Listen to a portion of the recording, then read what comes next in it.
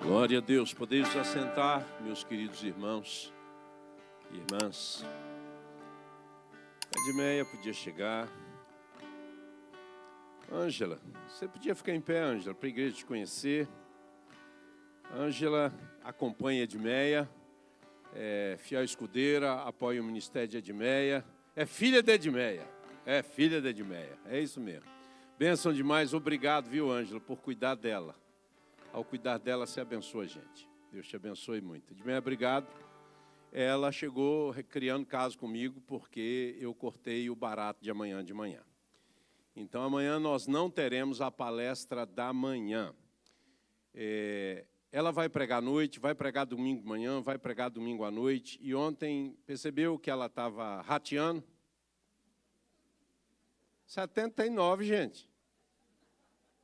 Ela é substância, mas nós temos que cuidar dela. Nós queremos mais ela que eu, não é? Gasta tudo de uma vez, depois não tem. É só para cuidar, viu? Minha mulher tem a mão nisso também. Ela fica no meu pé, dizendo, tem que cuidar de você. Como ela manda, né? Lá em casa ela manda, e aqui também. Obrigado. Obrigada pelo amor de vocês, pelo carinho de vocês.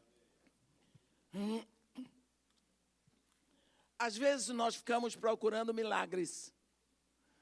Nós ainda queremos ver Deus abrir o Mar Vermelho, abrir o Jordão, coisas desse jeito.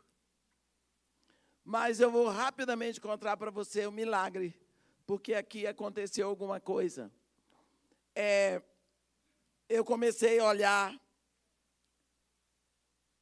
e eu, em mais de 30 anos que eu tenho a casa de Maria e Marta, eu nunca pedi nada para ninguém. Eu peço para Deus, que eu entendo que o trabalho é dele e ele vai tocar no coração de quem ele quiser. Então, eu pedi a Deus dinheiro, eu peço dinheiro para Deus. Eu disse, Senhor, me dá um dinheiro. Me dá porque eu estou percebendo no coração que vai precisar de dinheiro, que as coisas aqui na terra a gente resolve com dinheiro. E eu estou precisando. Tudo bem. Aí, um senhor pastor, que não é famoso, não está na mídia, mas é aquele filho de Deus, mandou uma mensagem para a Ângela, dizendo que tinha depositado 10 mil reais na conta da casa de Maria e Marta. Eu disse, opa, maravilha, Deus começou a derramar. Aí, eu fui lá para a casa de Maria e Marta. Quando eu cheguei lá, o professor de informática, que foi da casa de Maria e Marta, porque eu depois começo a empregar os meninos que foram de lá, né? Temos lá o pessoal trabalhando.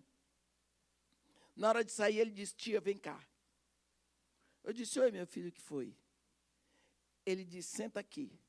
Sentei. Tia, não dá mais. O único computador que está funcionando aqui é o meu que eu trouxe lá de casa. Porque os computadores têm mais de 15 anos. Então, eles ficam, troca peça daqui, bota dali, conserta de cá, não dá mais. Eu disse, tá, o dinheiro chegou antes. O dinheiro chegou antes, vocês viram?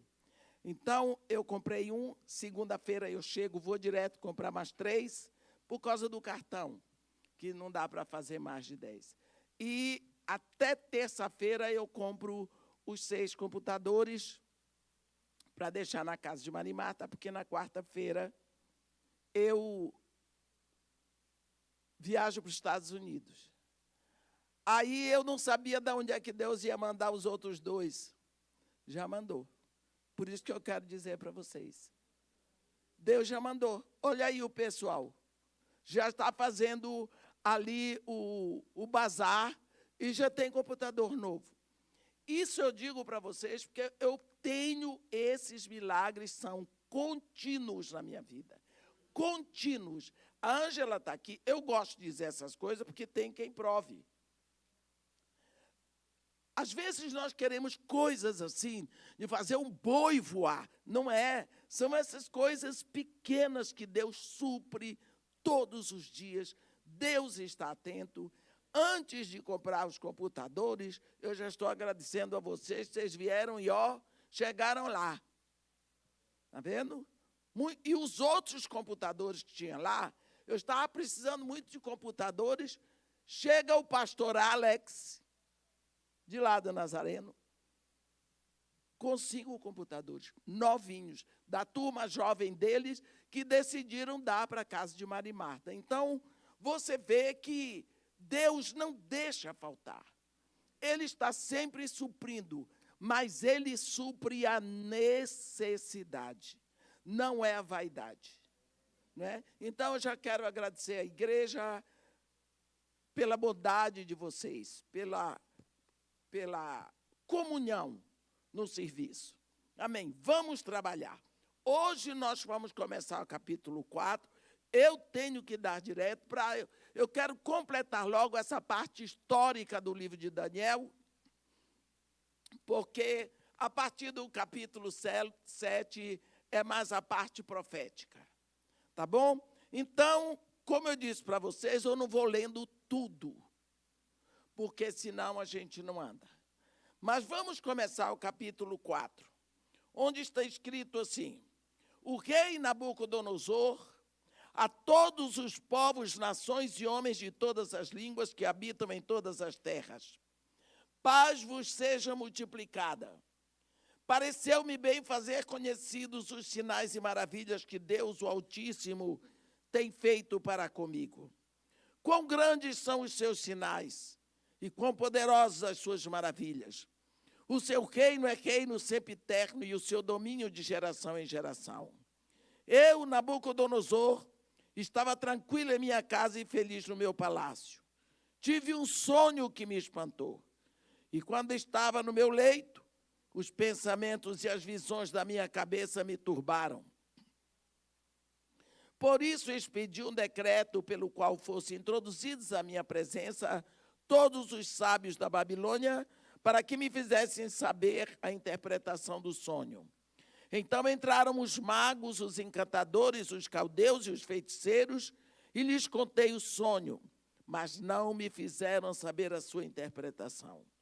Por fim, se me apresentou Daniel, cujo nome é Beltesazar, segundo o nome do meu Deus, e no qual há o Espírito dos deuses santos, e eu lhe contei o sonho, dizendo: Beltesazar, chefe dos magos, eu sei que há em ti o Espírito dos deuses santos, e nenhum mistério te é difícil.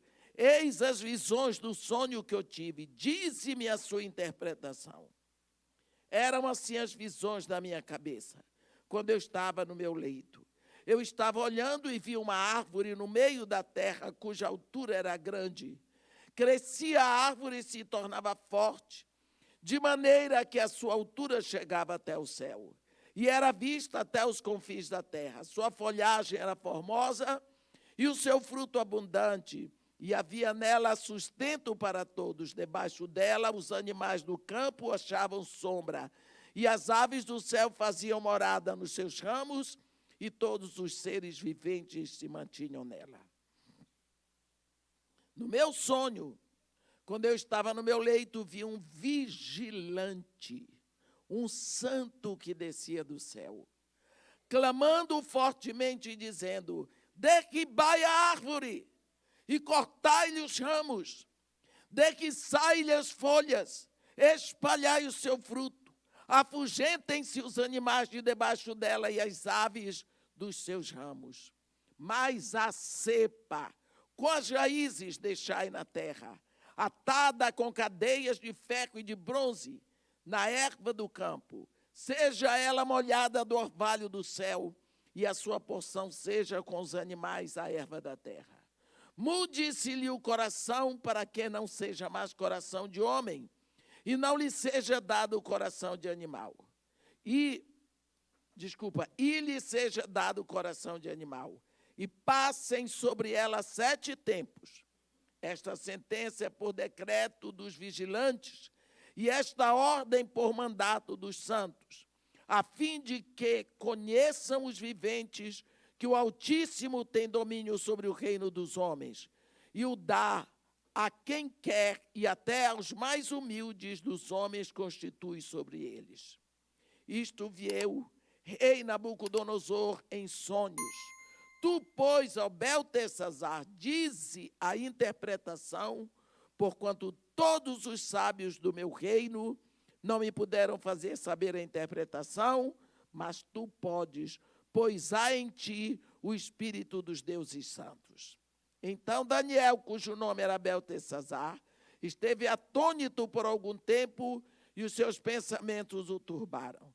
Então lhe falou o rei e disse: Beltesazar, não te perturbe o sonho nem a sua interpretação. Respondeu Beltesazar e disse: Senhor meu, o sonho seja contra os que te têm ódio e a sua interpretação para os teus inimigos. A árvore que viste, que cresceu e se tornou forte, cuja altura chegou até o céu e que foi vista por toda a terra, cuja folhagem era formosa e o seu fruto abundante, e em quem que para todos havia sustento, debaixo da qual os animais do campo achavam sombra, e em cujos ramos as aves do céu faziam morada, és tu, ó rei, que cresceste e vieste a ser forte. A tua grandeza cresceu e chega até ao céu, e o teu domínio até as extremidades da terra. Quanto ao que viu o rei, um vigilante, um santo que descia do céu e que dizia: cortai a árvore e destruí-a, mas a cepa com as raízes deixai na terra, atada com cadeias de ferro e de bronze, na erva do campo, seja ela molhada do orvalho do céu, e a sua porção seja com os animais do campo, até que passem sobre ela 7 tempos. Esta é a interpretação do rei, e este é o decreto do Altíssimo que virá contra o rei, meu senhor. Serás expulso de entre os homens, e a tua morada será como os animais do campo, e dar-te-ão a comer ervas como os bois, e serás molhados do orvalho do céu. E passar-se-ão 7 tempos por cima de ti, até que conheças que o Altíssimo tem domínio sobre o reino dos homens e o dá a quem quer. Quanto ao que foi dito, que se deixasse a cepa da árvore com suas raízes, o teu reino tornará a ser teu depois que tiveres conhecido que o céu domina. Portanto, ó rei, aceita o meu conselho e põe termo pela justiça em teus pecados e em tuas iniquidades, usando de misericórdia para com os pobres. E talvez se prolongue a tua tranquilidade. Todas essas coisas sobrevieram ao rei Nabucodonosor. Ao cabo de 12 meses, passeando sobre o palácio real da cidade de Babilônia, falou o rei e disse: não é esta a grande Babilônia que eu edifiquei para a casa real, com o meu grandioso poder e para a glória da minha majestade? Falava ainda o rei, quando desceu uma voz do céu: a ti se diz, ó rei Nabucodonosor, já passou de ti o reino. Serás expulso de entre os homens, e a tua morada será com os animais do campo. Far-te-ão comer ervas como os bois, e passar-se-ão 7 tempos por cima de ti, até que aprendas que o Altíssimo tem domínio sobre o reino dos homens e o dá a quem quer. No mesmo instante se cumpriu a palavra sobre Nabucodonosor. E foi expulso de entre os homens e passou a comer erva como os bois, e o seu corpo foi molhado de orvalho do céu, até que lhe cresceram os cabelos como as penas da águia, e as suas unhas como as das aves.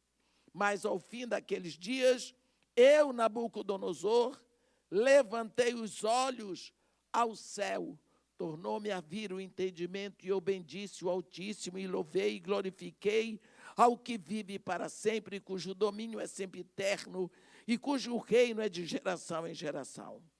Todos os moradores da terra são por ele reputados em nada, E, segundo a sua vontade, ele opera como exército do céu e os moradores da terra. Não há quem lhe possa deter a mão, nem lhe dizer, que fazes? Tão logo me tornou a vir o entendimento, também, para a dignidade do meu reino, tornou-me a vir a minha majestade e o resplendor. Buscaram-me os meus conselheiros e os seus grandes. Fui restabelecido no meu reino e a mim se me ajuntou extraordinária riqueza. Agora, pois, eu, Nabucodonosor, louvo, exalto e glorifico ao Rei do céu, porque todas as suas obras são verdadeiras e os seus caminhos justos, e pode humilhar aos que andam na soberba. A impressão que nós temos quando nós começamos a ler, quando nós lemos esse capítulo 4, é de que Nabucodonosor sofria de algum tipo de doença mental. Não é? Notamos o desenvolvimento da fé desse homem. Ele envia uma mensagem para todas as nações, para todos os povos e para todos os homens em todas as línguas que há na terra. Paz seja multiplicada. Aqui, no versículo 4, nós vamos começar a notar um sintoma forte de insanidade nesse imperador. Se nós olhamos para o modo dele falar na primeira pessoa do singular, ele sofre de uns euites, miites, não é? Ele sofre. Novamente, os ocultistas do reino são chamados. Vocês viram?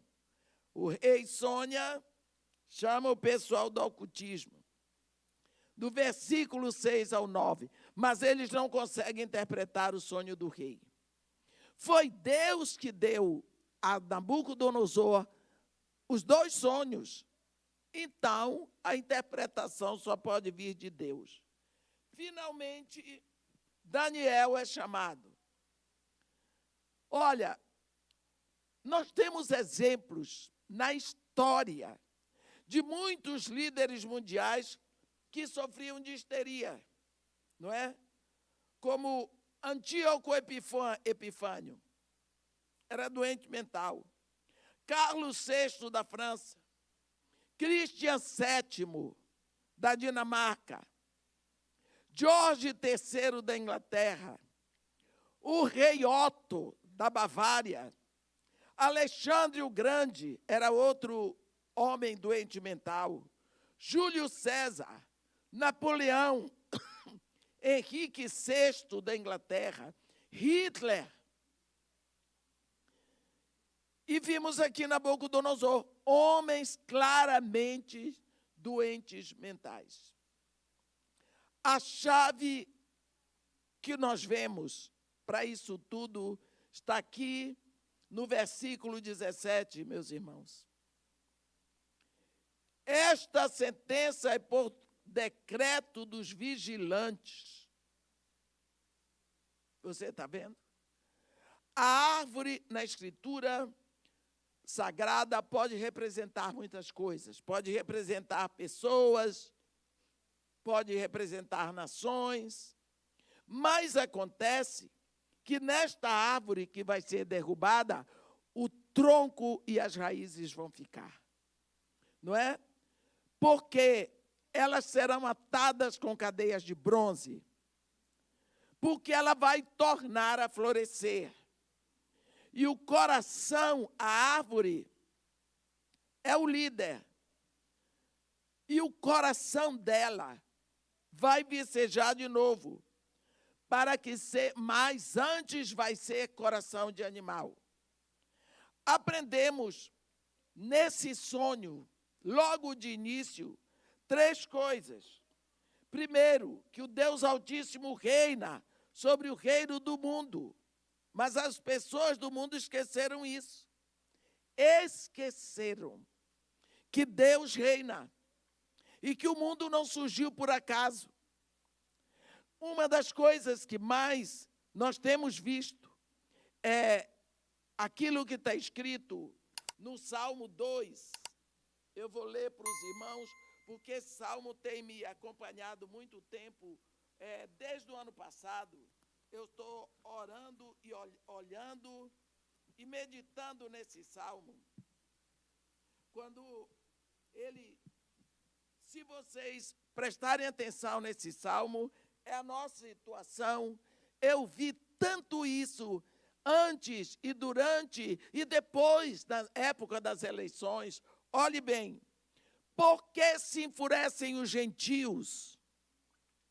E os povos imaginam coisas vãs, porque era uma imaginação fertilíssima no mundo todo.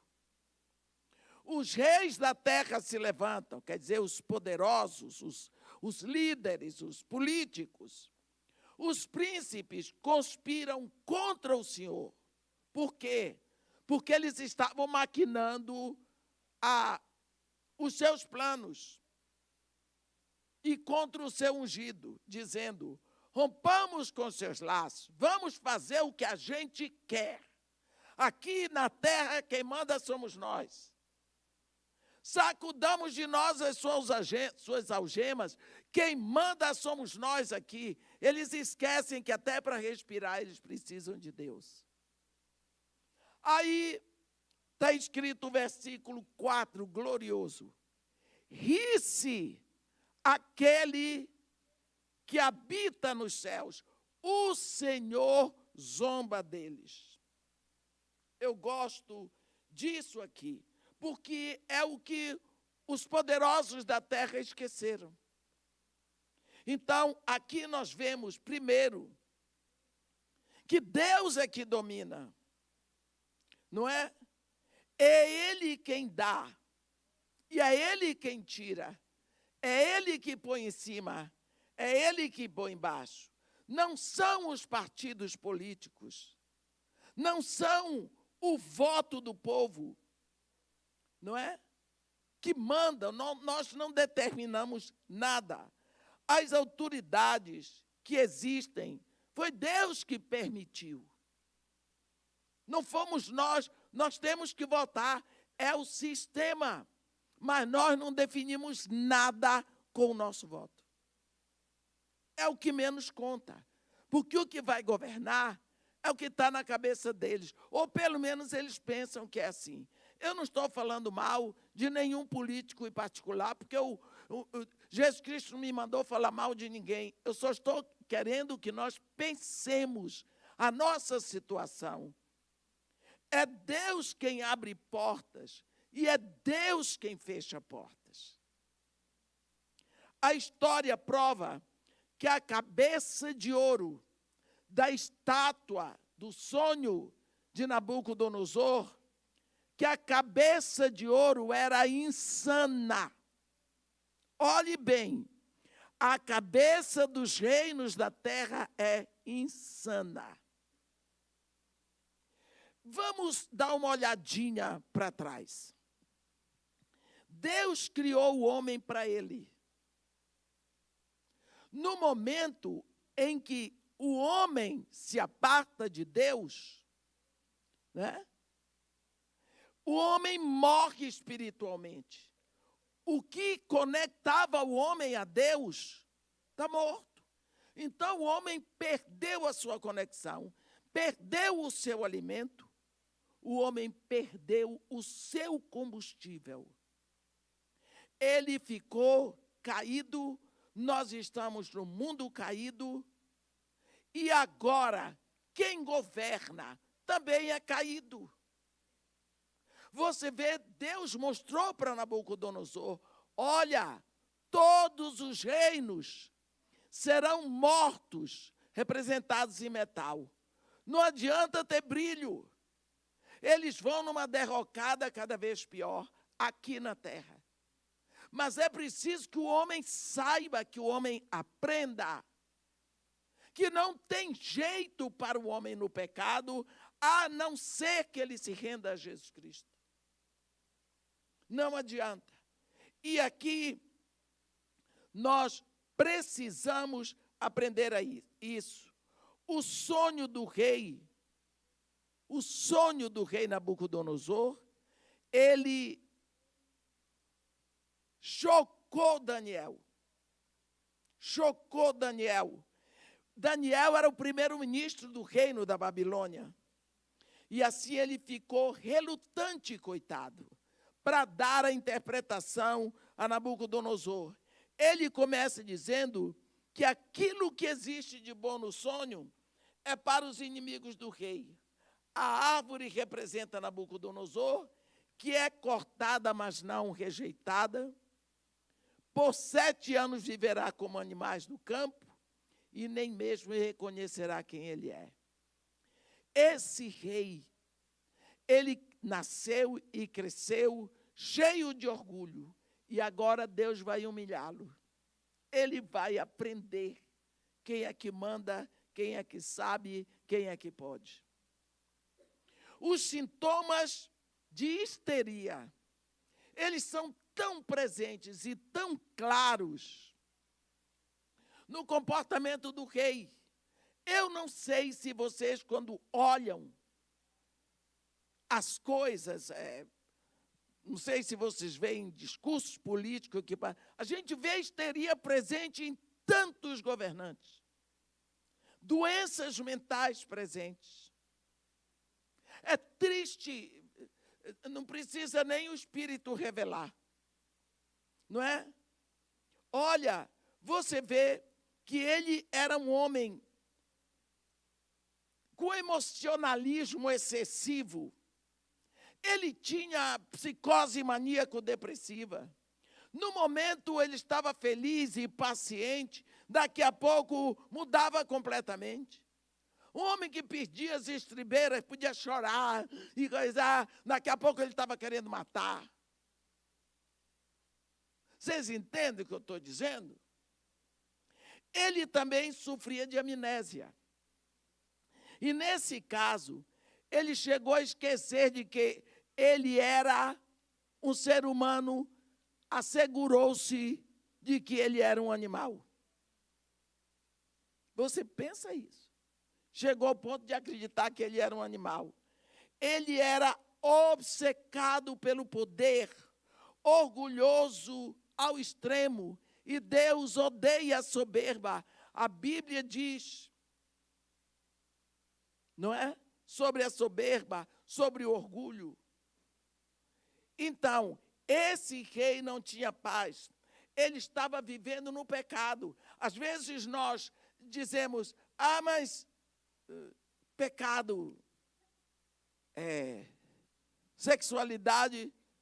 Minha gente, a Bíblia não diz que Adão adulterou, não tinha nem outra mulher lá no Éden para ele olhar as pernas. Não tinha.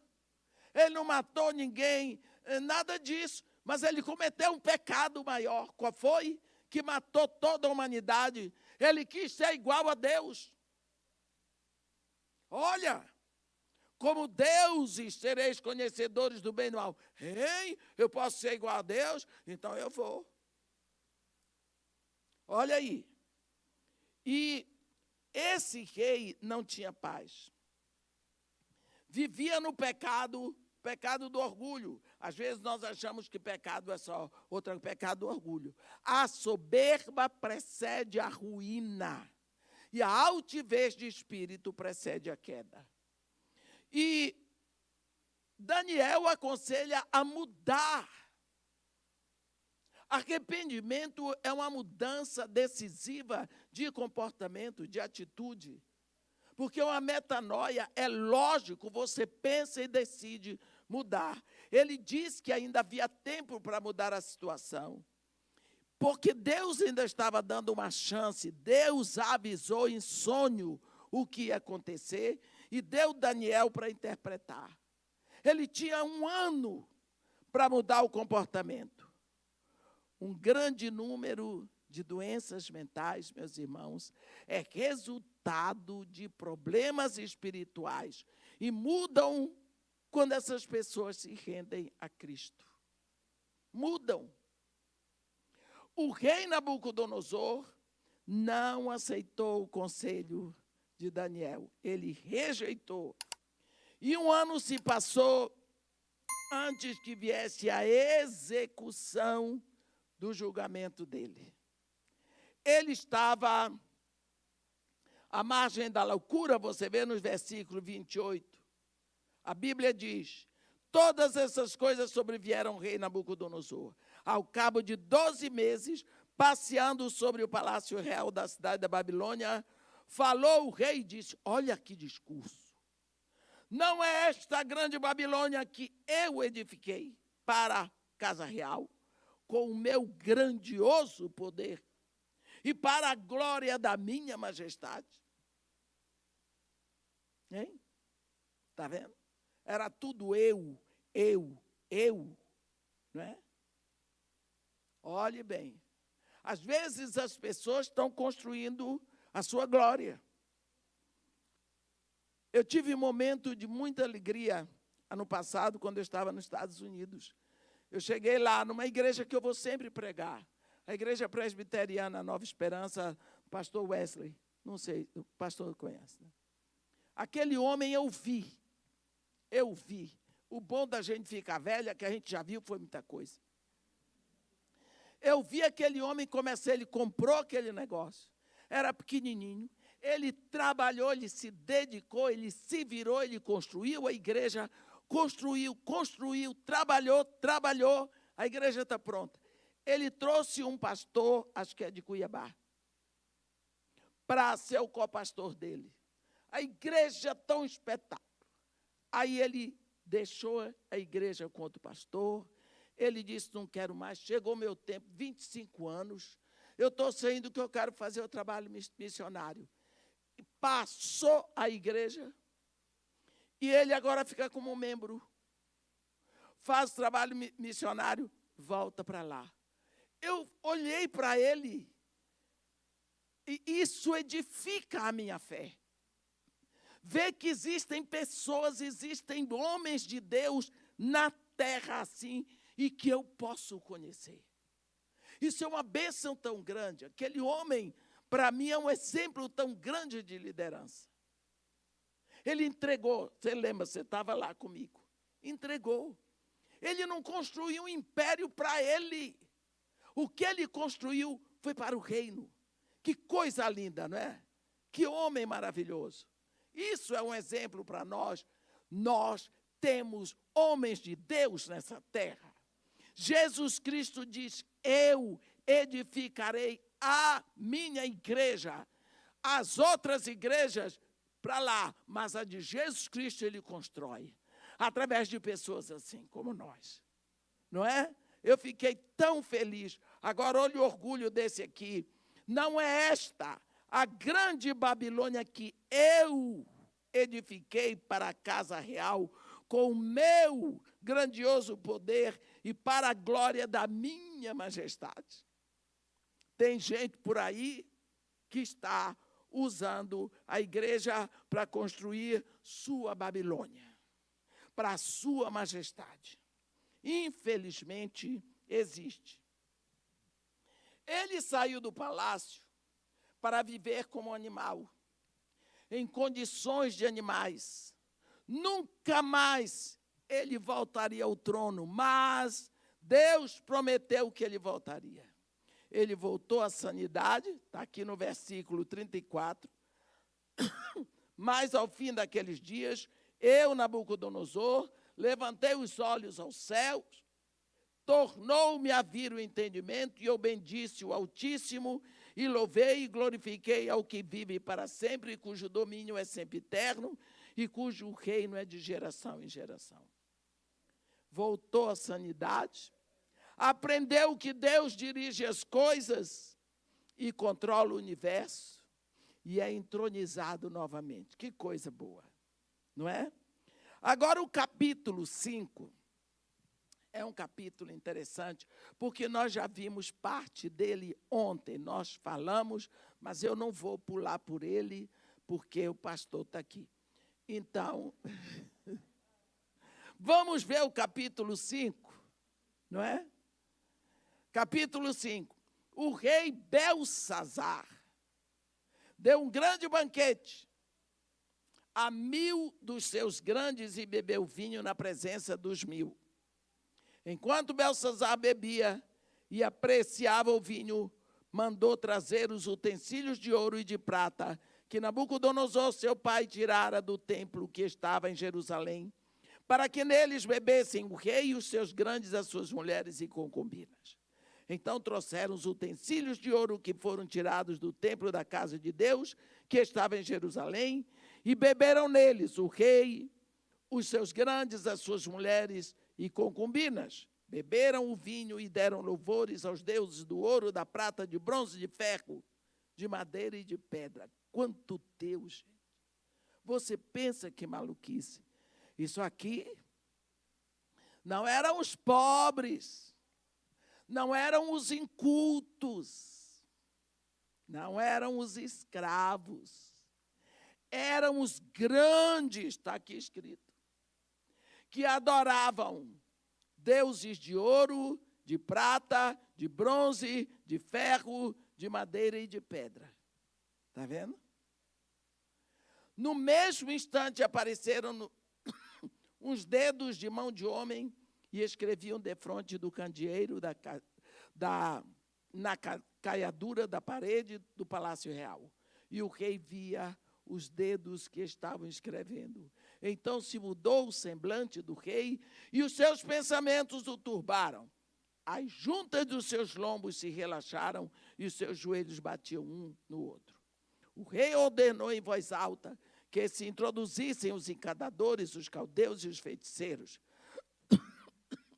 Falou o rei e disse aos sábios da Babilônia: qualquer que ler essa escritura e me declarar a sua interpretação,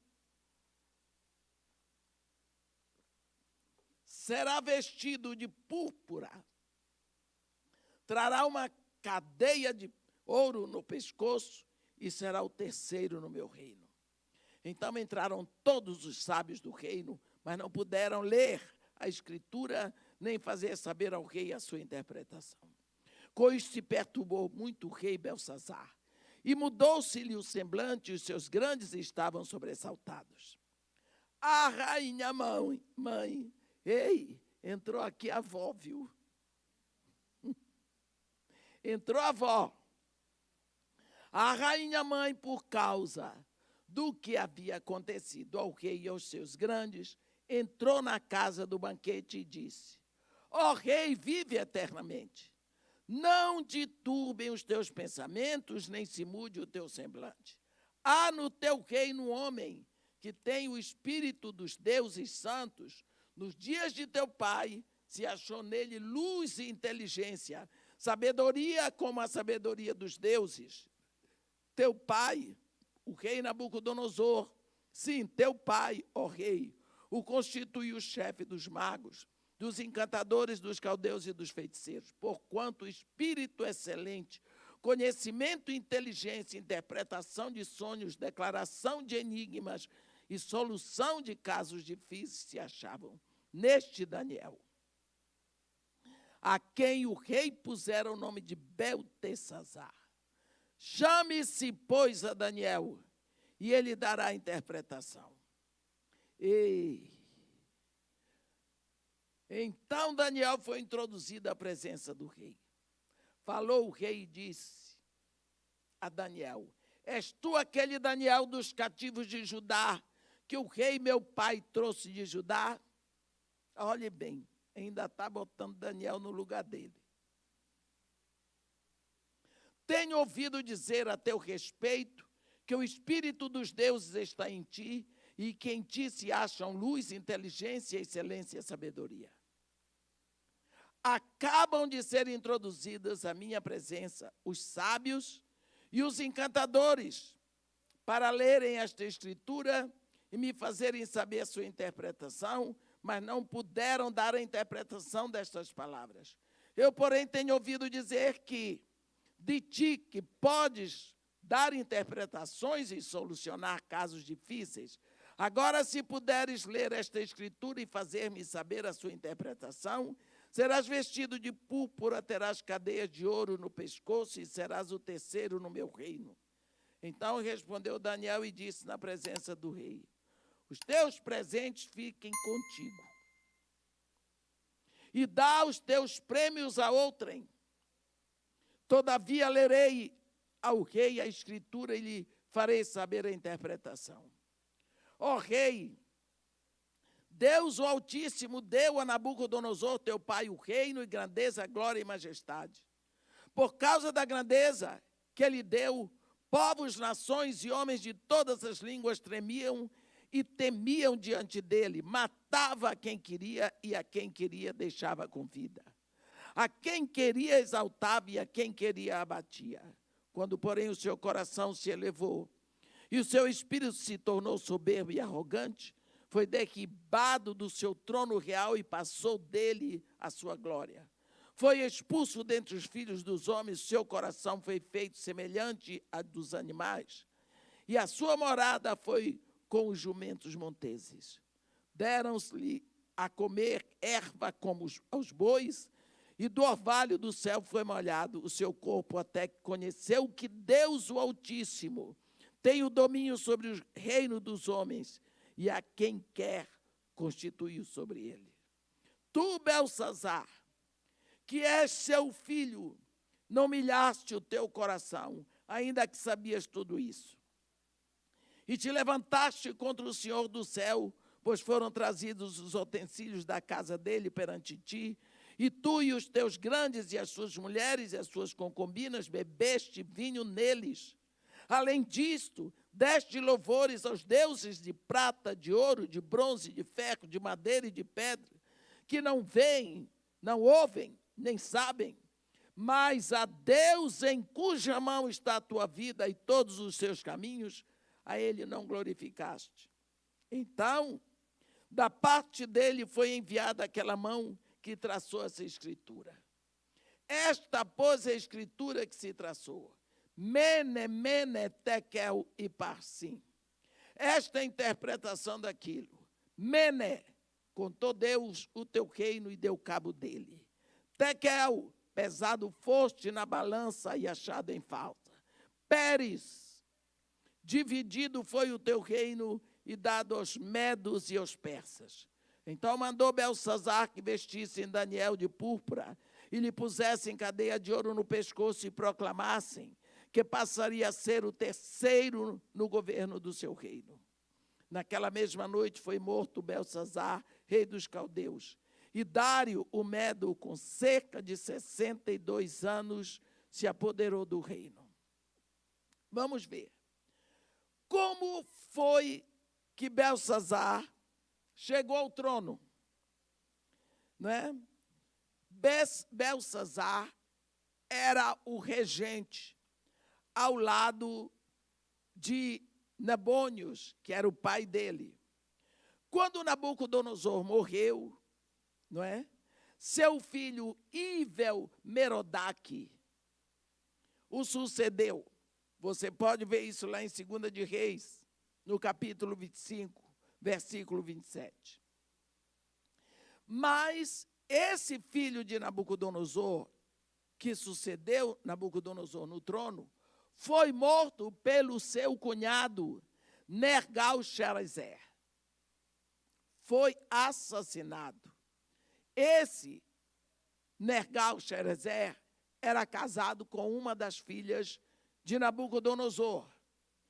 Ele, então, morreu, dominou por um tempo, mas morreu, e foi sucedido no trono por seu filho caçula, que reinou pouco. Por quê? Foi morto por Nebônidas, que era o pai de Belsazar. Esse Nebônidas era casado com uma das filhas de Nabucodonosor, não é? Nebônidas gostava muito de ser o grande imperador, não é? E ele passava o tempo viajando para ver as conquistas, né, nas terras estrangeiras. E Belsazar ficava lá de corregente no lugar de seu pai. E aqui vai se cumprir a profecia de Jeremias 27. Eu vou ler Jeremias no capítulo 27, porque Jeremias foi um dos que mais profetizou desse reino da Babilônia. Agora eu entregarei todas estas terras ao poder de Nabucodonosor, rei da Babilônia, meu servo, e também lhe dei os animais do campo para que o sirvam. Todas as nações servirão a ele, ao seu filho e ao filho do seu filho, até que também chegue a vez da sua própria terra, quando muitas nações e grandes reis o fizerem seu escravo. Significa, o império da Babilônia vai durar para Nabucodonosor, para o seu filho, não é? E para o seu neto. Está aqui profetizado, contadinho, bonitinho, por boca do profeta Jeremias. Enquanto Nabônidas viajava, o filho deu esse grande banquete. E enquanto ele se banqueteava lá, fazendo a farra dele, a Babilônia já estava sendo cercada por Gobrias, o general Meda, que a Babilônia estava sendo cercada por fora, porque havia uns canais por baixo, e esses canais, eles traziam a água do Eufrates para dentro, porque aqui está a Babilônia. O tigre desce daqui da região de Bagdá, e o Eufrates desce daqui da Síria. Mas o que mais cobre essa região é o Eufrates. Os dois se encontram num lugar onde era cientificamente comprovado o paraíso terrestre, ali na antiga Caldeia. Eu morei lá 3 anos e meio. Eles se encontram formando um rio de um curso mais curto, que eles chamam de Shat al-Arábia, porque Shat no árabe é rio, e esse rio Shat al-Arábia, quer dizer, rio da Arábia, ele desemboca no oceano ali Índico, e com a água dele, com o oceano Índico, forma o que nós chamamos de Golfo, que lá é Golfo Arábico, aqui nós chamamos Golfo Pérsico. Esse general Gobrias, enquanto Belsazar estava dando a farra dele, ele já tinha fechado o curso do rio Eufrates, desviado de volta, os canais secaram e as tropas dele já estavam dentro de Babilônia. Está vendo? Ele estava se banqueteando, afrontando a Deus, porque, meus irmãos, o avô dele, na incursão que fez, trouxe os objetos sagrados, na segunda incursão. Mas ele nunca usou, ele botou em lugar sagrado, no templo do seu Deus. Ele não tocou. O neto achou que podia desrespeitar, ele sabia mais, sabe como é? Né? Eu posso. Meu avô era bobo. Meu avô não sabia das coisas. Traga lá. Já a sentença dele estava decretada. Não é? Ele abriu os canais do Eufrates e inundou a cidade. A arrogância do rei Belsazar é visível. Ele tomou os utensílios de ouro, os de prata, que seu avô tomou do templo de Jerusalém, e bebeu vinho com seus amigos. Agora vem a cena da orgia deles, mas olha o que Deus diz. Deste louvores aos deuses da prata, do ouro, do bronze, do ferro, da madeira, que não ouvem nem verão, mas ao Deus em cuja mão está a tua vida. A este tu não glorificaste. Está vendo? Deus intervém diretamente. Não falou em visões, não falou em sonhos, mas escreveu na parede, na sala do banquete. E deixou o rei diante de todos, tremendo, o poderoso, sem saber o que fazer. Belsazar estava tão bêbado, meus irmãos, tão bêbado, que ficou lívido, seu semblante mudou, seus pensamentos se turbaram, as juntas afrouxaram-se, os joelhos batiam um no outro. Mais uma vez os feiticeiros são trazidos para nada. Não podiam adivinhar nada. Porque se a visão é espiritual, é dada por Deus, só Deus dá a interpretação. Aí entra a vovó. A mulher de Nabucodonosor vem ajudar o neto. Né? Vem ajudar o neto. Ô, meu neto, eu sei de uma coisa que você não sabe. Uma riqueza que tem no seu reino e você não quer. Aí, ela apontou a direção para Daniel. Agora Daniel é introduzido. Antes que Daniel comece a interpretação, ele deu a maior sermão, a maior bronca que esse jovem já tinha recebido. Daniel lembrou para ele quem foi seu avô. Sua ascensão, o seu orgulho, a sua humilhação. Eu digo para vocês, se o rei não precisasse tanto, ele tinha mandado matar Daniel. Agora, eu vou te dar cordão de ouro, fique para você, eu não quero. Você vai ser o terceiro no reino, quer dizer, olhe bem, como a coisa direitinha. Primeiro no reino era Nabônidas, o pai dele, o segundo ele, o terceiro seria Daniel. Por quantos minutos? Né? Seria por alguns minutos, que a Babilônia já estava caindo. Então ele diz, ele vai interpretar, mene, número. Deus contou o número do teu reino e deu cabo dele. Olhe, tekel significa peso, pesado foste na balança e achado em falta. Quando a gente vê lá as igrejas do Apocalipse, são pesadas e achadas em falta. Tenho, porém, contra ti. Quer dizer, tu foste pesada e achaste em falta. Nós precisamos levar em consideração essas coisas.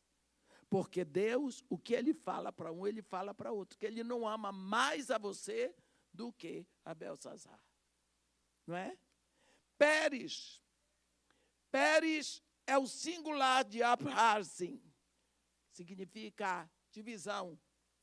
Agora o reino foi dividido e dado aos Medas e os pés. A cabeça de ouro da estátua, da visão, do sonho de Nabucodonosor, não é? É removida e agora fica uma estátua sem cabeça. O que é que fica mais para cima? Braços e ombro. Agora é a época da prata. Agora a cabeça de ouro já não existe mais. Caiu o Império Babilônico. Vamos ver que a Bíblia fala também em Apocalipse, no capítulo 18, sobre a queda de Babilônia. Mas entra o império agora, nós vemos que muda o valor do metal. Do ouro, agora muda para prata. O mundo fica pior, fica mais pobre. E agora o império é dividido. O maior imperador do mundo sempre foi Nabucodonosor. Agora, mas ele era absoluto. Agora o reino vai ficar dividido, vai ficar mais fraco. No capítulo 6,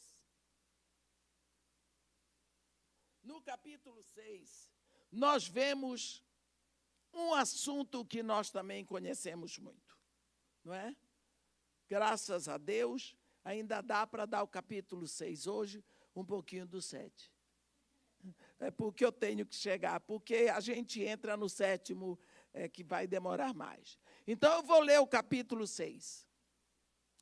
Pareceu bem a Dário. Agora saiu Nabucodonosor. Agora começamos o Império Medo-Persa. Começamos com o homem Dário. Dário não era uma criança quando começou ali. Ele tinha mais de 60 anos. Pareceu bem a Dário constituir sobre o reino a 120 sátrapas, que estivessem por todo o reino, e sobre eles 3 presidentes, dos quais Daniel era um, aos quais estes sátrapas dessem conta para que o rei não sofresse dano. Que homem era esse, não é? Ele não foi jogando fora o que tinha.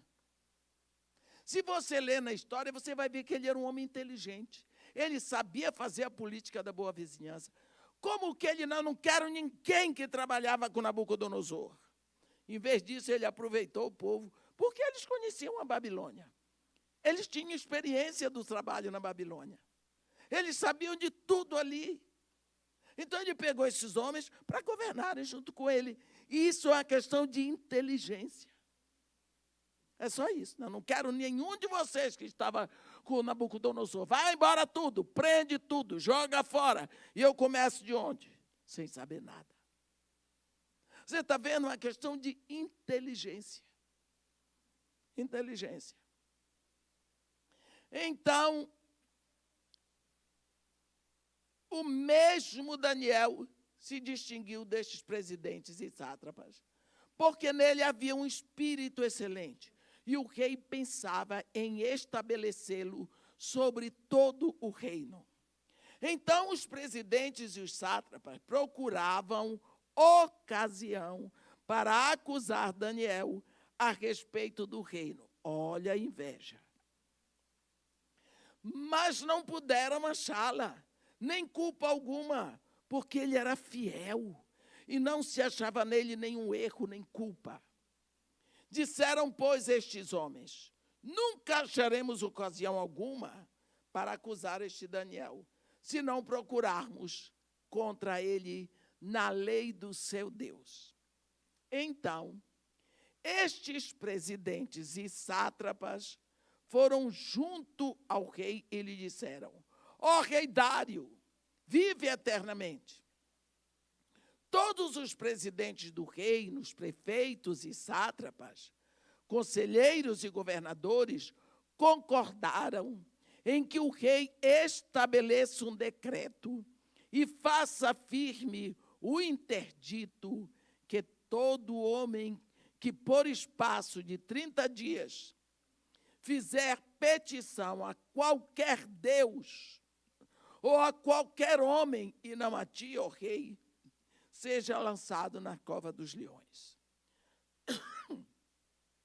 Agora, pois, ó rei, sanciona o interdito e assina a escritura, para que não seja mudada segundo a lei dos medos e dos persas, que se não pode revogar.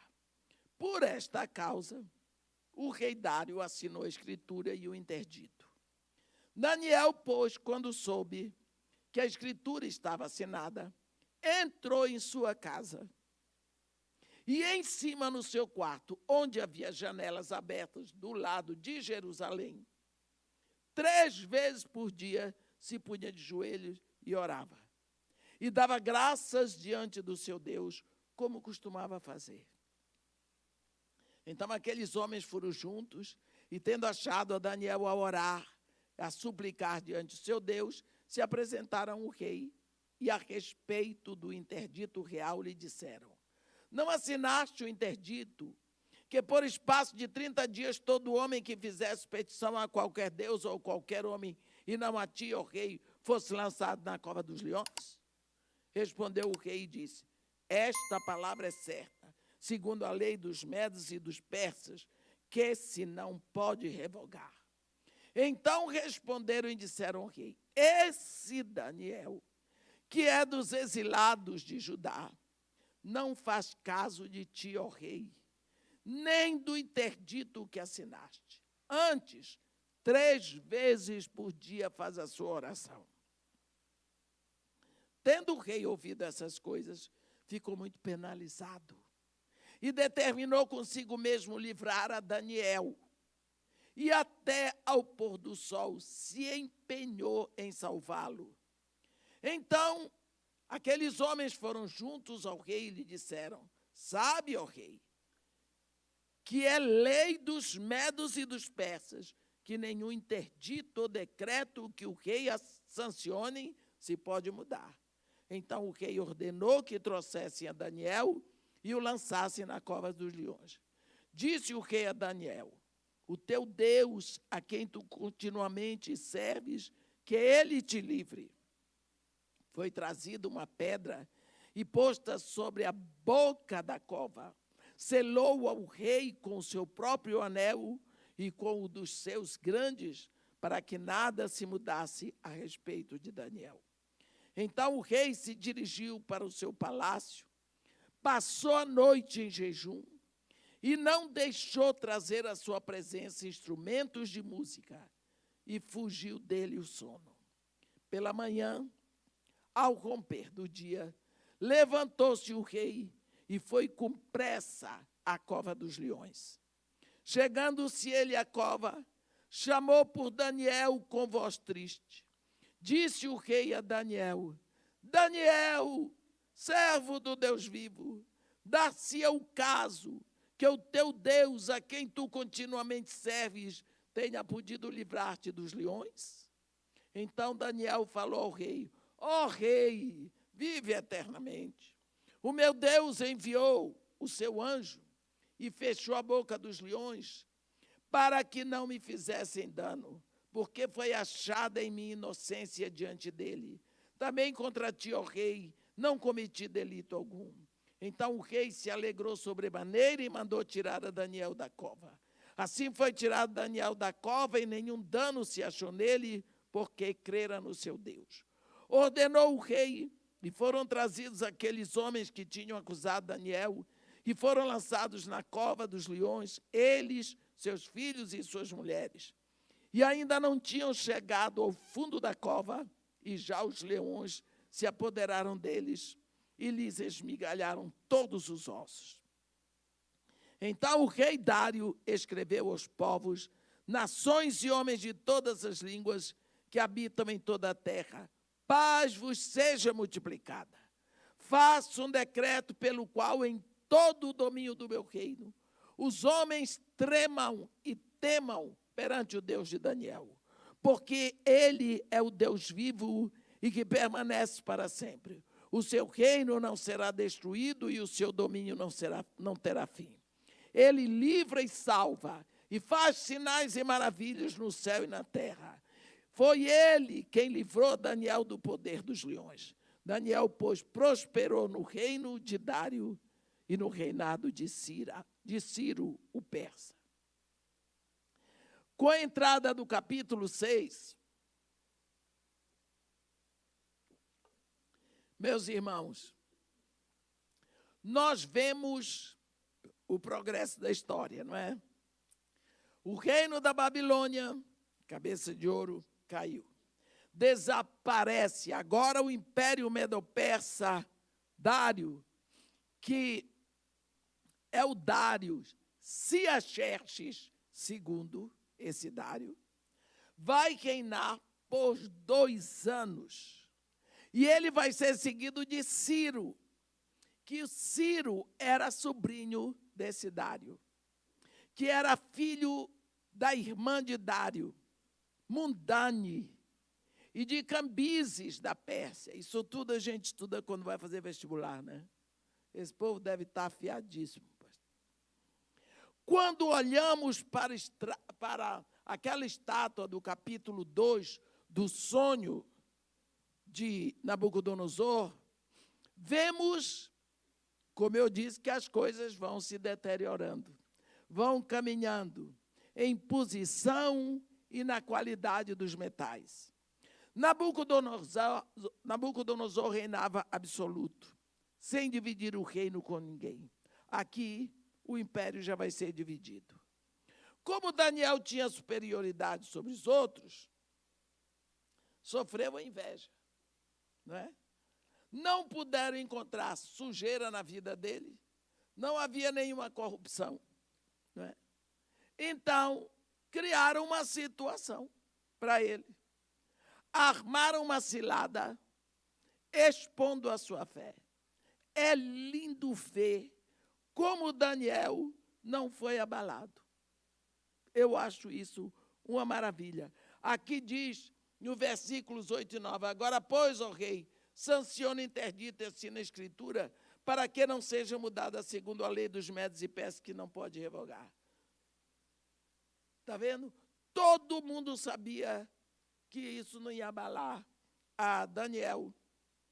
Ele ficou sabendo disso, não mudou nada. Ele estava acostumado a subir no seu quarto, de janelas abertas, orar 3 vezes por dia de joelho, com as mãos voltadas para Jerusalém. Ele não fechou janela, nada, ele continuou fazendo o que tinha que fazer. Macho. A fé faz de qualquer homem, fé, eu digo fé verdadeira, ela faz de um homem um macho. Não é? Porque tem a fé morta, tem a fé demoníaca, mas tem a fé verdadeira. Um homem que tem uma fé verdadeira, ele é macho. Para mim, é isso aí. Olha aqui um homem, né? Não mudou nada, gente. Vamos ter sabedoria. Eu posso orar ao meu Deus, mas não precisa ser de janela aberta. Então eu fecho tudo para ninguém ver. Eu vou ser um crente secreto. Não mudou nada, eu gosto disso. Olha, ele não mudou seus hábitos, não prejudicou o seu tempo de oração, não fechou janela com medo. Por causa disso, ele foi posto na cova dos leões, passou a noite. Com certeza ele passou a noite dormindo. Quem não dormiu foi o rei. Mas ele dormiu. Não é? Dário ficou tão feliz quando chamou Daniel, e Daniel foi salvo. Não é? Ele, como diz lá em Hebreus, homens que fecharam a boca dos leões. Os homens que acusaram Daniel foram jogados lá dentro, estraçalhados lá. Os leões estavam com muita fome, não é? Com seus filhos e suas esposas. E Daniel prosperou ainda mais. Então, aqui nós vemos que termina uma seção do livro de Daniel, no capítulo 6. Nós vemos que esse livro, que é escrito com 12 capítulos, ele agora chega na metade. É claro que os 6 primeiros capítulos falam muito mais da parte histórica. E agora, os 6 capítulos que faltam, eles falam mais do lado profético. Então, eu ainda tenho uns minutos, não é? Então, vamos falar um pouquinho, entrando no capítulo 7. Esse capítulo 7, agora eu quero que vocês estejam com mais atenção, porque a gente tem que dar atenção a alguns detalhes para não inventar nada. No primeiro ano de Belsazar, rei da Babilônia, primeira coisa que você vai pensar, mas Belsazar de novo? O Império Medo-Persa já começou, mas o capítulo 7 ainda vai falar de Belsazar. Mas a gente vai arrumar já isso. No primeiro ano de Belsazar, rei da Babilônia, teve Daniel um sonho e visões ante seus olhos, quando estava no seu leito. escreveu logo o sonho e relatou a suma de todas as coisas. Falou Daniel e disse: eu estava olhando durante a minha visão da noite, e eis que os 4 ventos do céu agitavam um mar grande.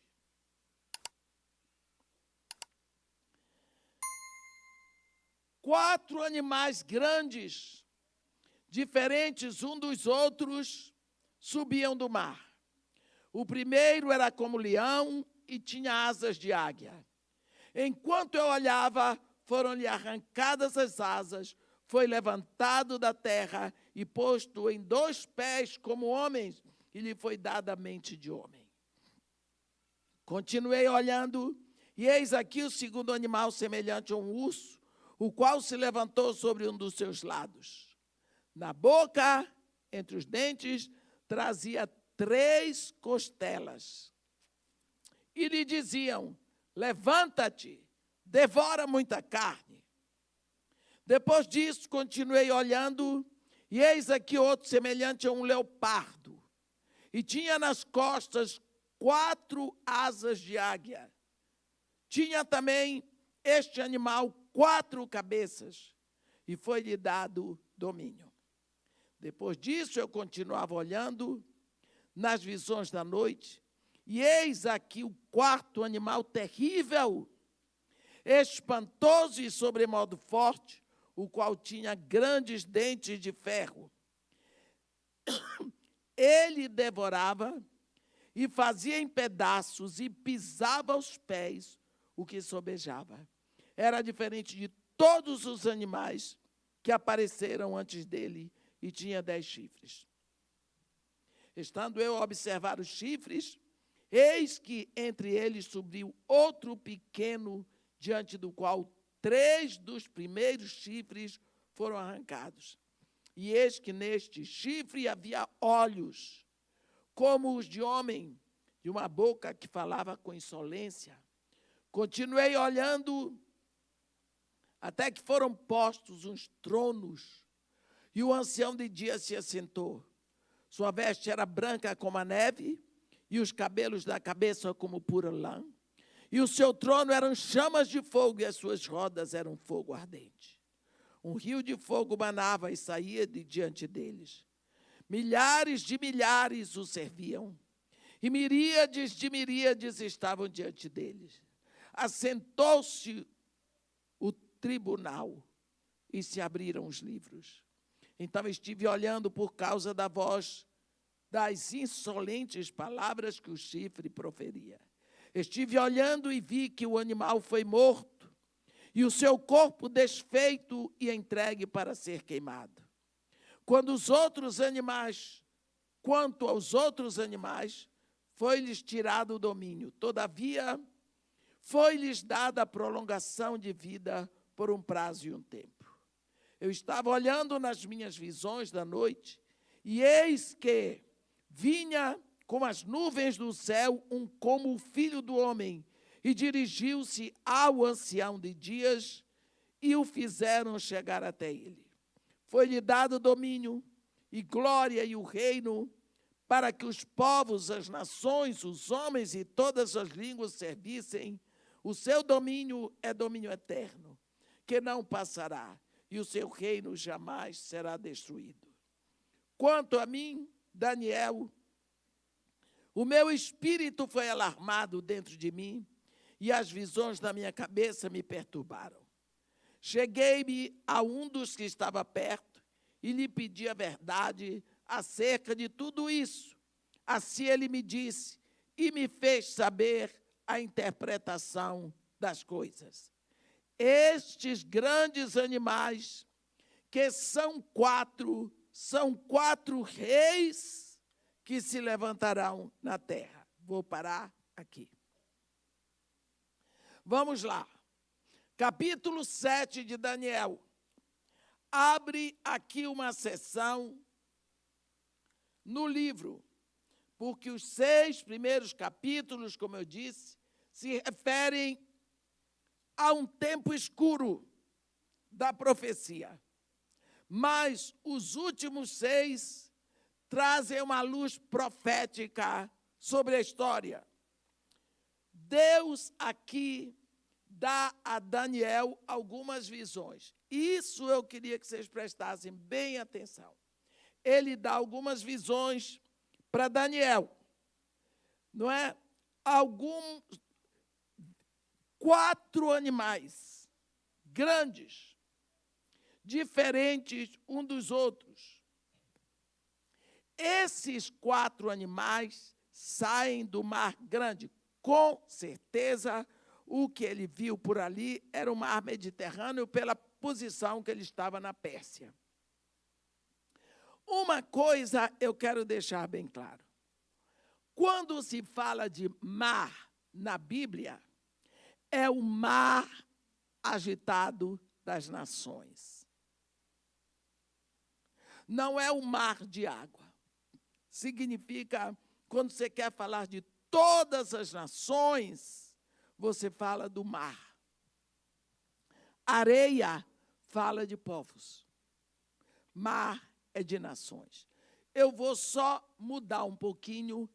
Você vai ver Apocalipse a partir do capítulo 13. Tem aquela visão em Apocalipse do capítulo 12, que é uma visão que dá do arrebatamento. Quando a igreja é arrebatada, nós sabemos que nas regiões celestiais estão os principados e potestades.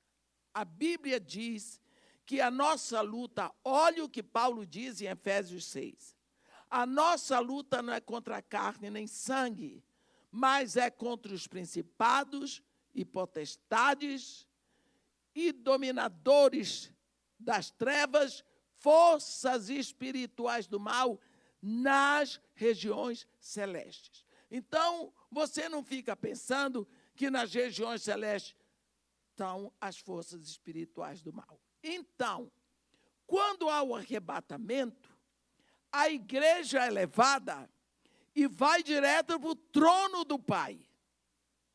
Porque a noiva, quando é levada, ela vai para a casa do pai da noiva, do pai do noivo, não é? Miguel desce com os exércitos de Deus e vai expulsar todos os principados e potestades e dominadores do mundo tenebroso e forças espirituais do mal das regiões celestes. Sabe para onde? Para a terra. Queira ficar aqui não, meu irmão. Procure vida com Deus. Porque isso daqui vai ficar pior do que o inferno. Satanás é jogado para a terra. Com todos os príncipes dele, todos os governadores, porque vai fazer uma faxina da região nas regiões celestiais, porque vai ser ocupada pela noiva, vai ser ocupada pela igreja. Nunca mais eles vão ter acesso lá. Quando o dragão, que é Satanás, a antiga serpente, é jogado para a terra, o que é que o diabo vai fazer na terra se ele não tem um corpo? Ele vai buscar um corpo para poder agir. É por isso que vai entrar no corpo de um líder aí, e vai ser, todo mundo vai dizer, é fulano que está nominando, é o diabo no corpo do fulano. Mas você vai ver logo no capítulo 13, quando Satanás, ele fica em pé. Olha aí no seu livro de Apocalipse. Final, né? No versículo 13 do capítulo 12, diz assim: quando, pois, o dragão se viu atirado para a terra, perseguiu a mulher que dera à luz ao filho varão, e assim vai dizendo. Aí, ele vem e fica em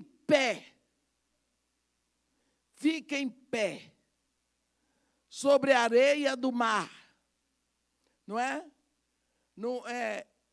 Fica em pé sobre as nações. Fica em pé. A Bíblia diz, no capítulo 13, vi emergir do mar uma besta, O mar é o mar agitado das nações. As nações vão produzir uma besta. Uma besta é um sistema de governo corrupto, inimigo de Deus, com a ideologia satânica. É isso que vai surgir um só. Todas as nações vão estar com essa mente voltada para essa ideologia. Essa é a besta que surge das nações. Por outro lado, surge uma besta religiosa da terra de Israel que vai servir a essa besta maior das nações. É um governo, meus irmãos.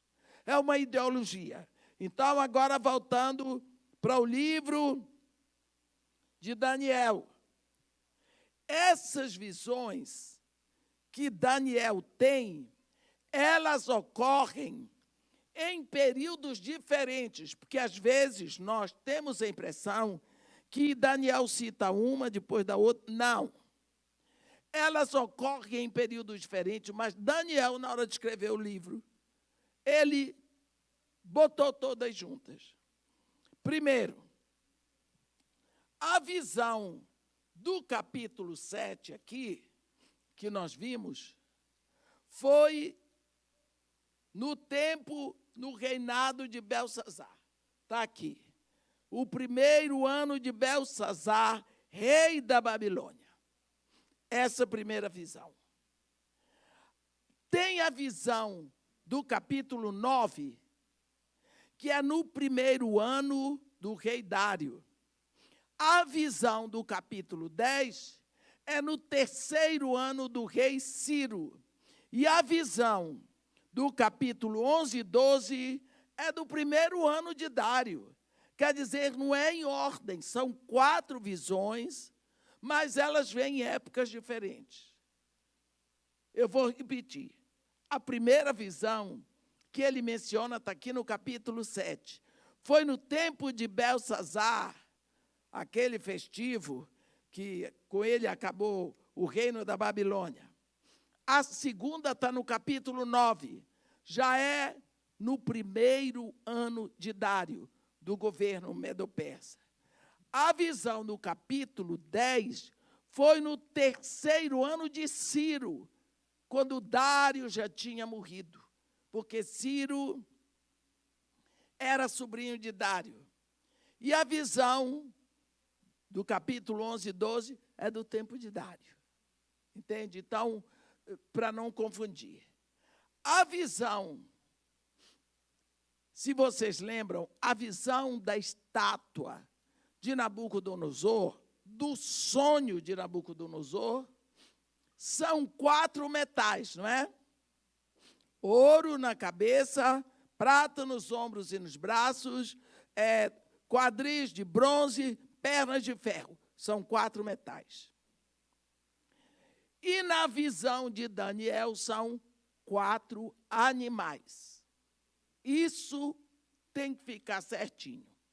Leão, urso, leopardo ou pantera, tem gente que diz pantera. E o 4º animal é um animal indescritível. Um animal que praticamente não existe, porque se você pensa leão, urso, pantera ou leopardo, você já viu em algum zoológico, em algum livro de história, em filme, mas esse 4º animal, ninguém viu. Ele não existe. É um animal terrível. Quando Deus falou através da estátua do sonho de Nabucodonosor, a estátua era de aparência gloriosa, mostrava os reinos da terra, não é? Babilônia, Medo-Persa, Greco-Macedônio, Império Romano. Deus sabia que aquele brilho, aquele esplendor, atrairia a atenção de Nabucodonosor. Mas, na visão que Deus dá a Daniel, sobre esses 4 animais, ele vai mostrar o caráter e a natureza verdadeira desses impérios. É agora que vai chegar o caráter desses impérios. E aí nós perguntamos, como serão esses impérios? São como todos eles. Não são metais, frios, mortos, não têm vida, mas fazem barulho. Não é? Esses animais todos são carnívoros por natureza. São assassinos, destruidores. Em cada um deles, eles são implacáveis, sanguinários, violentos. Os 4 animais dessa visão de Daniel, na verdade, correspondem aos 4 metais do sonho dele lá no capítulo 2. Ele começa aqui dizendo sobre os 4 ventos. Versículo 2. Eu estava olhando durante a minha visão da noite, e eis que os 4 ventos do céu agitavam o mar grande. Ei! Meus irmãos, você olha agora para tudo e olha como está o mundo. O mundo está agitado. O mundo está numa turbulência. Ninguém manda, ninguém governa, ninguém sabe a direção, ninguém sabe para onde vai, o que vai acontecer. Nem os que estão no poder sabem o que vai acontecer amanhã. É tudo uma agitação. Daniel fala dos 4 ventos do céu. Eu digo que é um grande tornado que está acontecendo.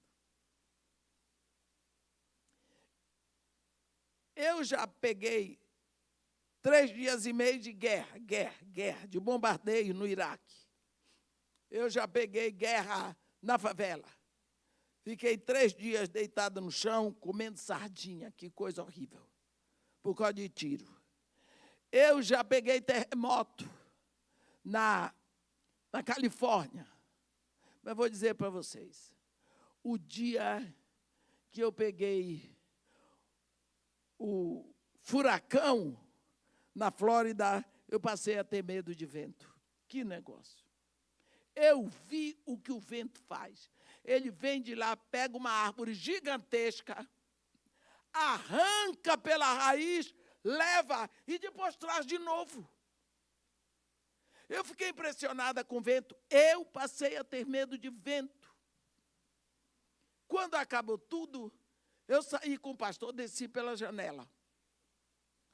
Para nós vermos a igreja, nós descobrimos onde estava a igreja por causa de uns 3 ladrilhos no chão. Tinha ido embora tudo, o pastor chorou. Pastor Carlos Patente. Eu disse para ele, pastor, o templo foi embora, mas graças a Deus sua igreja ficou. Vento. Aqui diz que os 4 ventos do céu agitavam o mar grande. Isso significa toda a terra. Toda a terra está agitada, meus irmãos.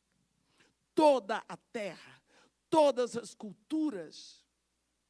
Nós estamos vivendo, e isso é o princípio dos ventos. Isso vai aumentando, isso vai piorando, tudo vai ficando mais forte. Não é? 4 ventos. Agitação. No mundo todo, propaganda. A gente fala de propaganda enganosa. Daqui a pouco a gente não sabe mais nem o que é propaganda. A opinião pública é devastadora, cada um diz uma coisa, não é? Uma desordem mundial sem precedentes. O mar das nações está revolto. É isso que ele está dizendo aqui. Porque nós estamos no último animal. Nós estamos no final. Vocês lembram que o império da Babilônia já caiu, a cabeça, Medo-Persa já caiu, o greco-macedônico já caiu, o Império Romano se diluiu, nós estamos no final. Esse mar, não é? Sugere conglomerado gentílico através do mundo. Não é apenas um vento, meus irmãos. É como um tornado, como um vento que vem de muitas direções, muitas ideologias, muita confusão, são muitas propostas. Você não sabe para onde ir, você fica louco. E outra coisa, você não pode acreditar em nada que você ouve. É um tornado. É esse o momento que nós estamos vivendo. 4 animais diferentes: leão, urso, leopardo e esse outro animal que é uma besta de 10 chifres. Nunca se viu um animal de 10 chifres. Só na visão de Daniel. Isso representa os impérios formados por muitos povos, por muitos idiomas, por muitas tribos, muitas nações. No versículo 4 ele diz: o primeiro era como leão e tinha asas de águia. Enquanto eu olhava, foram-lhe arrancadas as asas. Foi levantado da terra e posto em 2 pés como homem, e lhe foi dada a mente de homem. O leão com asas de águia representa a Babilônia. A asa, por quê? Porque Nabucodonosor se movia com muita rapidez com o exército dele. E você sabe que numa guerra, quem chega primeiro leva a melhor. Não é? E as asas, elas denotam essa habilidade que a nação tinha de mover o seu exército rapidamente. A cabeça de ouro, Nabucodonosor, a glória de uma civilização adiantada. Mas a cruel natureza do leão descreve o paganismo brutal desse império. Quando você anda pelo Iraque, e a Babilônia, né? Você ouve muito sobre o leão da Babilônia. O leão da Babilônia. O leão da Babilônia. Todo canto é o leão da Babilônia. Quando você chega no Jardim Suspenso, está lá o leão da Babilônia, rachado no meio, que os ingleses não puderam levar. Porque eles se gloriam dessa época do leão da Babilônia. Nós vamos ver que no versículo 5, continuei olhando e eis aqui o segundo animal, semelhante a um urso, o qual se levantou sobre um dos seus lados. Na boca, entre os dentes, trazia 3 costelas, e lhe diziam: levanta-te, devora muita carne. O urso, ele representa o Império Medo-Persa, que corresponde aos braços e ao tórax da estátua multimetálica, não é? Esse urso se levanta sobre um dos lados e abocanha a Babilônia, não é? E em seguida ele se volta para a direita e pega o Egito. E o resto do mundo que tinha sido possuído pela Babilônia vai ser possuído pelo Medo-Persa. Lembra que existiam muitas nações cativas na Babilônia? Então, quando o Império Medo-Persa toma a Babilônia, ele toma também todas essas nações que já estavam ali na Babilônia, já ficaram com ele. Então, ele se levanta sobre uma perna, toma a Babilônia tudo com isso, e com a outra perna, ele toma o Egito, que o Egito não era escravo da Babilônia. Não é? Agora, os egípcios, eles não tinham sido possuídos pela Babilônia, mas o Império Medo-Persa vai lá. Na boca, ele tinha 3 costelas. Que costelas são essas? São os 3 reinos que constituíam o Império, não é? Babilônia, Egito e Lídia. São esses 3 impérios que ficaram na boca, que ficaram possuídos. Com esses impérios, vinham todas as outras nações, com essas nações, vinham todas as nações que estavam escravizadas ali. Não é? Você vai ver que Ciro, ele deu ordem para o pessoal da Babilônia, para os judeus, que eles podiam voltar para Jerusalém e construir seu templo. Não é? Puderam ir com Zorobabel. Ele fez a política da boa vizinhança. Então, ele se volta de um lado, toma o Egito com todas as nações que o Egito possuía. Do outro, ele pega a Babilônia com todas as nações que a Babilônia tinha escravizado. E pega a Lídia. Então, ele viu 3 costelas na boca. São essas 3 nações. Agora, no versículo 6, diz assim: depois disso, continuei olhando, e eis aqui outro, semelhante a um leopardo. Algumas Bíblias dizem pantera, né? E tinha nas costas 4 asas de águia. De ave. Tinha também este animal 4 cabeças.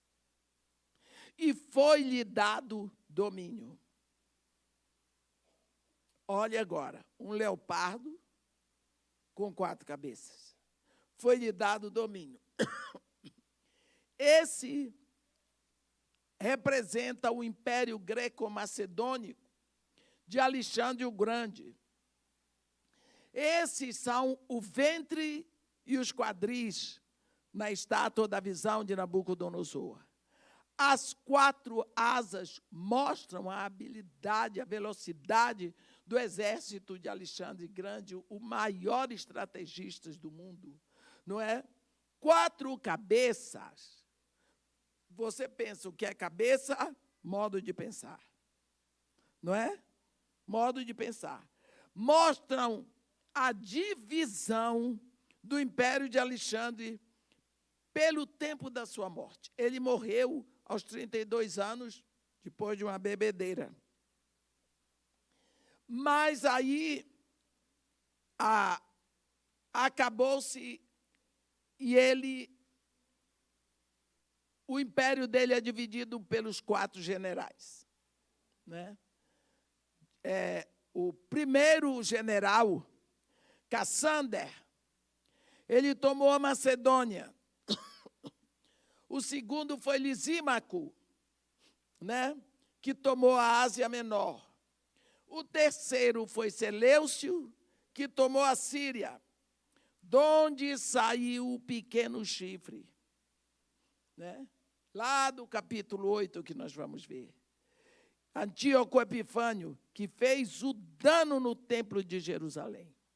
E, finalmente, veio o 4º general, que foi Ptolomeu, que tomou o Egito. Agora, no versículo 7, tem o 4º animal.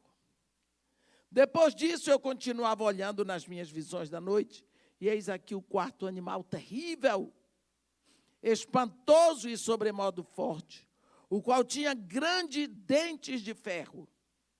Ele devorava e fazia em pedaços e pisava aos pés o que sobejava. Era diferente de todos os animais que apareceram antes dele e tinha 10 chifres. Não é? Estando eu a observar os chifres, eis que entre eles subiu outro pequeno, diante do qual 3 dos primeiros chifres foram arrancados. E eis que nesse chifre havia olhos como os de homens e uma boca que falava com insolência. Então, vamos ver um pouco. Esse animal terrível, com dentes de ferro, 10 chifres, é o Império Romano. Que coisa, né? Como no sonho de Nabucodonosor, são as pernas de ferro, o Império Romano. Vamos dar muita atenção a este assunto agora, meus irmãos, porque nós estamos vivendo nessa época do quarto animal. Todos os outros impérios agora já passaram. Todos os 4 animais já mostraram a sua fúria e se acabaram. Não é? Quando nós vamos ver que este assunto, este animal com 10 artelhos, 10 chifres, está se manifestando, muito claro. Esse animal é diferente de todos os outros, porque, como eu disse, os outros animais nós já vimos, sabemos como é um urso, sabemos como é um leopardo, sabemos como é um leão, mas esse daqui, nem em zoológico nenhum você já viu. E a gente pode imaginar esse quarto animal, a sua característica maior é a força de destruição. O calcanhar de ferro do Império Romano tem pisado no pescoço do mundo por mais de 1 milênio. Pode ter certeza. Até hoje, nós encontramos pequenos avivamentos desse império aqui e ali. E ele está presente em algumas nações da Europa. Ninguém venceu o Império Romano. Quem foi que venceu? Qual foi outro império? Porque o babilônico, Império Medo-Persa, venceu. O Império Medo-Persa, Alexandre o Grande venceu. O Império de Alexandre foi dividido pelos 4 generais, o Império Romano abarcou. Mas quem venceu o Império Romano? Quem foi? Ninguém. Ele foi se dissolvendo. Não é? Nós vamos ver que a ênfase aqui não está na origem desse império, mas no final dele. Porque nos 10 chifres é que nós vamos ver. É o que está acontecendo com as nações do mundo. Nós estamos vivendo claramente, meus irmãos, o final dos tempos. A visão dos 3 primeiros animais, leão, urso e leopardo, já está cumprida. Agora, para o 4º animal, nós vemos mais e mais, se nós dermos atenção, nós vamos ver os resquícios e a força que existe do Império Romano. Quando nós falamos de Império Romano, nós não estamos falando da Itália. Não é? Não estamos falando da Itália, nem da França, nem da Inglaterra. Não é? Nós vamos ver que esse império que foi despedaçado, ele tende a se juntar novamente, não é? Porque ele vai ter um só imperador, um só homem. E, com certeza, esse homem vai ser o anticristo.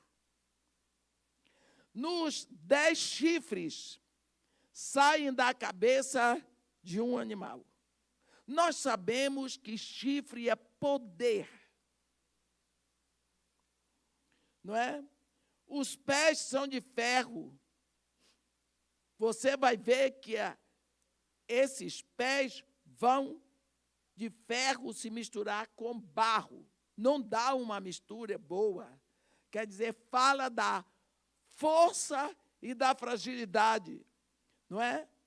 Mas esse barro representa a democracia.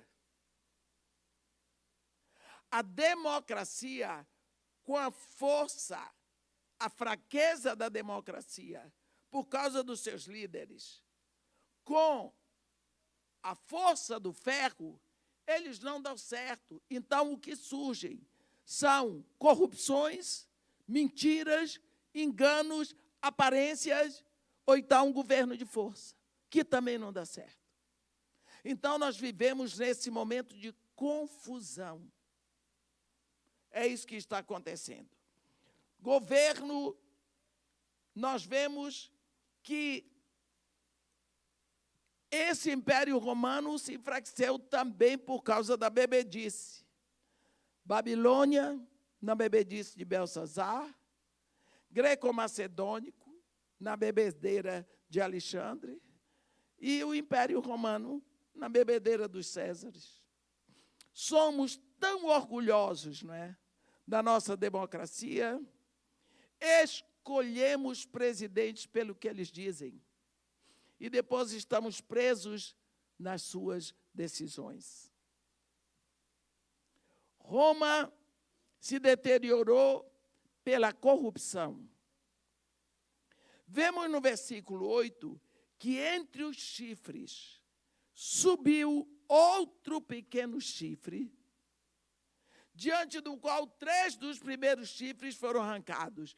E este chifrezinho que vem no lugar dos 3, ele destrói os 3 e vem ele sozinho, não é? Nele havia olhos como de homem e uma boca que falava insolência. Para nós que somos filhos de Deus, insolência significa burrice. É aquela pessoa que fala tudo e que acha que sabe tudo, mas não sabe de nada. Quer dizer, é uma exposição da ignorância. Vocês já viram líderes políticos que abrem a boca para dizer o que não sabem? É insolência, porque você tem que ouvir. Não é não? Abre a boca para dizer o que não sabe. Diante de todos os doutores, meu irmão, você estudou, você leu, você gastou seu tempo para sentar e ouvir. Um ignorante lhe ensinar. É danado, né? Agradeça a Deus que você nasceu, porque nascendo você tem a oportunidade de entregar sua vida a Jesus Cristo para você ter a vida eterna. É o que vale a pena ter nascido aqui. Vale a pena. Nós vamos ver que isso denota que esse chifrezinho tem inteligência humana e geniosidade. E a boca fala de blasfêmia.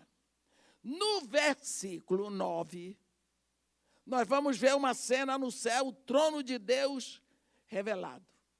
A mesma cena descrita em Apocalipse 4 e 5. Você vê que o Apocalipse de Daniel e o Apocalipse de João chega uma hora que eles se juntam. Agora, é porque nós não temos o tempo para fazer. Se você botar Apocalipse de João, Apocalipse de Daniel, eles andam juntos. Não é? É agora a preparação para a grande tribulação, para a segunda vinda de Jesus para a terra. Não é? Eu vou ler esse versículo 9 até o fim. Continuei olhando até que foram postos os tronos e o ancião de dias se assentou. Sua veste era branca como a neve. Vestes brancas, fala de eternidade, de pureza. E os cabelos da cabeça como pura lã.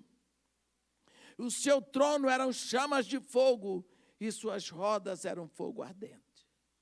Ali, enquanto João, no Apocalipse, nos dá o número dos anciões, Daniel não se prende a isso. O seu assunto também não é a igreja, porque a profecia de Daniel não é para a igreja, é para o povo judeu. Ancião de dias fala da eternidade de Deus. Vestes brancas, atributos de santidade e justiça. Cabelos e cabelos brancos como a alva lã falam de tempo, de eternidade, viu? Me respeitem. Seu trono, como chamas de fogo, fala de julgamento. Apocalipse 4, versículo 5. Suas rodas eram de fogo ardente, irresistível, energia irresistível e contínuo do poder de Deus. Essa é a visão de Cristo estabelecendo o seu poder. No meio desse caos, vai acontecer. Você pode olhar para cima e começar a contemplar, porque quanto mais fica difícil aqui, mais está próxima a chegada dele. Enquanto Deus estabelecendo a cena do céu para determinar quem entra no seu reino, na terra o pequeno chifre está blasfemando, louquinho. E ele se levanta, não é? Esnobando a sua voz. O surgimento desse pequeno chifre é um pouco antes da vinda de Cristo para julgar os povos. A pedra cortada, sem auxílio de mãos humanas, lá do capítulo 2, esmiuça toda a estátua, todos os metais, vira tudo pó e é levado pelo vento.